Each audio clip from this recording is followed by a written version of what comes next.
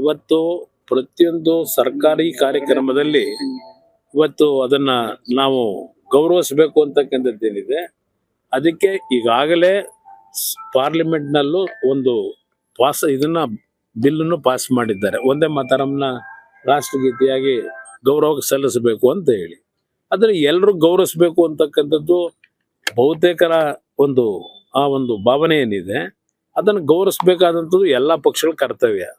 ಅದರಿಂದ ಕಾಂಗ್ರೆಸ್ ನಾಯಕರುಗಳು ಇದರಲ್ಲಿ ಸಣ್ಣತನ ತೋರಿಸೋ ಅವಶ್ಯಕತೆ ಇಲ್ಲ. ಯಾಕೆಂದ್ರೆ ಮಹಾತ್ಮ ಗಾಂಧಿ ಅವರ ಒಂದು ಅವರು ಭಾಗವಹಿಸಿದಂತ ಕಾರ್ಯಕ್ರಮದಲ್ಲೇ ಮೊದಲನೇ ಬಾರಿಗೆ ಸಾರ್ವಜನಿಕವಾಗಿ ಒಂದೇ ಮಾತರಂನ ಕಾಂಗ್ರೆಸ್ ಪಕ್ಷದ ಸಭೆನಲ್ಲೇ ಅಳವಡಿಸ್ಕೊಳ್ತಕ್ಕಂಥದ್ದು ಏನಾಗಿದೆ.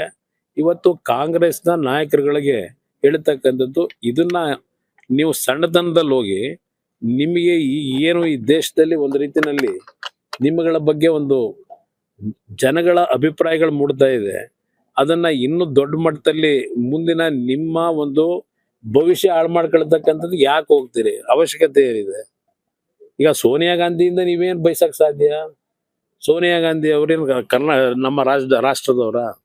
ಅವ್ರೇನೋ ಹಿಂದೆ ಮದುವೆ ಆದ್ರೂ ಬಂದ್ರು, ಆದ್ರೆ ಅವ್ರ ರಕ್ತ ಹರಿತಿರೋದೆಲ್ಲ ಹೆಚ್ಚು ಕಡಿಮೆ ಇಟಲಿ ರಕ್ತವೇ ಅಲ್ವಾ? ಅದರಿಂದ ಒಂದೇ ಮಾತರಂ ಬಗ್ಗೆ ಅಲ್ಲಿ ಮೊನ್ನೆ ನಡೆದಂತ ಕಾಂಗ್ರೆಸ್ನ ಒಂದು ಸ್ವಾತಂತ್ರ್ಯ ದಿನಾಚರಣೆ ಕಾರ್ಯಕ್ರಮದಲ್ಲಿ ಆ ಸನ್ನೆ ಪನ್ನೆಗಳು ಏನೇನು ನಡೆದವೆ, ಅದಕ್ಕೇನೋ ಕುರ್ಚಿ ಹಾಕ್ಲಿಕ್ಕೆ ನಾವು ಸನ್ನೆ ಮಾಡಿದ್ದು ಅಂತಕ್ಕಂಥ ಕಾರಣಗಳು ಕೊಡ್ತಾ ಇದ್ದಾರೆ.